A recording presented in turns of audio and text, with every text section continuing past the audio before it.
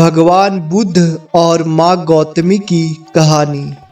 बहुत समय पहले की बात है। श्रावस्ती नामक एक नगर था।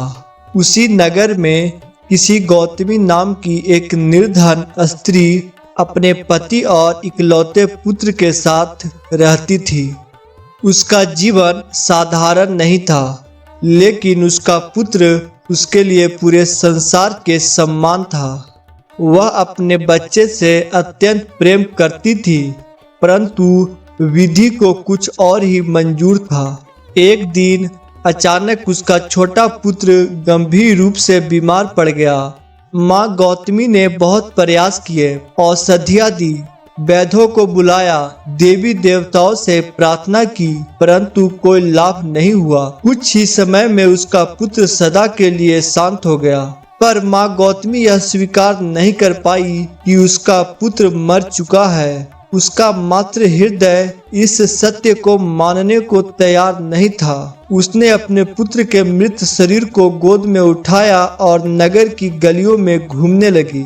वह हर घर के दरवाजे पर जाकर कहती, कृपया मुझे ऐसी औषधि दीजिए जिससे मेरा पुत्र फिर जीवित हो जाए। लोग उसे समझाने की कोशिश करते, तुम्हारा पुत्र अब इस संसार में नहीं रहा, पर उसका दुख इतना गहरा था कि वह किसी की बात सुनने को तैयार नहीं थी। लोग उसे पागल समझने लगे, लेकिन वह एक माँ थी जिसके लिए उसका पुत्र ही उसका जीवन था।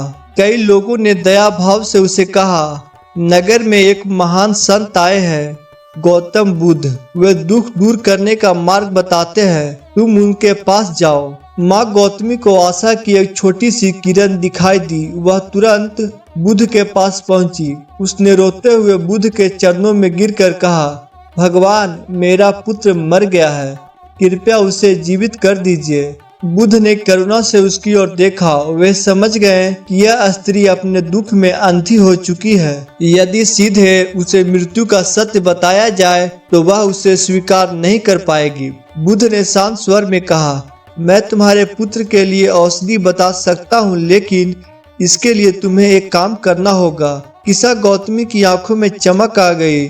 जो भी कहना हो मैं करूंगी। बुद्ध बोले, तुम नगर से सरसों के कुछ दाने लेकर आओ, लेकिन शर्त यह है कि वे दाने ऐसे घर से हो जहां कभी किसी की मृत्यु न हुई हो। माँ गौतमी को यह कार्य बहुत सरल लगा। उसने सोचा, सरसों तो हर घर में होती है। वह तुरंत अपने पुत्र को गोद में लेकर नगर की ओर चल पड़ी।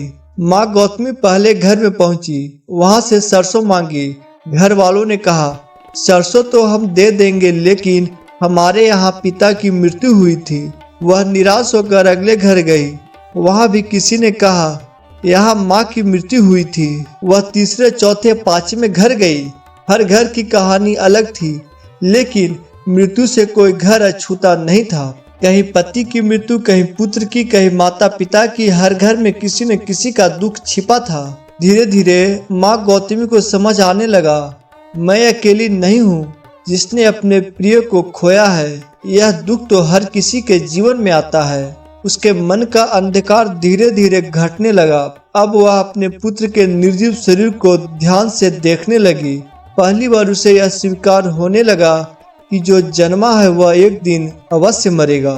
उसकी आंखों से आंसू बहने लगे, लेकिन अब वे अज्ञान के नहीं, बोध के आंसू थे। उसने अपने पुत्र का अंतिम संस्कार किया और शांत मन से बुद्ध के पास लौट आई।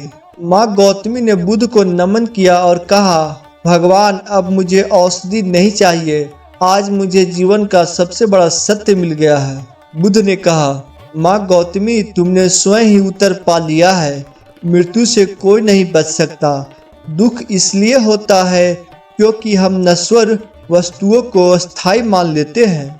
बुद्ध ने आगे समझाया, जिस प्रकार पत्ते झड़ते हैं, फूल मुरझाते हैं, उसी प्रकार मनुष्य के जीवन का भी अंत होता है। जो इस सत्य को समझ लेता है वही वास्तविक शांति को प्राप्त करता है। माँ गौतमी ने बुद्ध के शरण में जाकर भिक्षुणी बनने का निर्णय लिया। उसने अपने शेष जीवन ध्यान, करुणा और सेवा में बिताया और अंततः निर्वाण को प्राप्त किया। इस कहानी से मिलने वाली शिक्षा, मृत्यु जीवन का अटल सत्य है, इससे कोई नहीं बच सकता। दुख अकेले हमारे हिस्से में नहीं आता। हर मनुष्य अपने अपने दुख से जूझ रहा है। आसक्ति ही दुख का मूल कारण है। सच्चा ज्ञान तभी आता है जब हम सत्य को स्वीकार करते हैं। करुणा और समझ से ही दुख का अंत संभव है। बहुत बहुत धन्यवाद।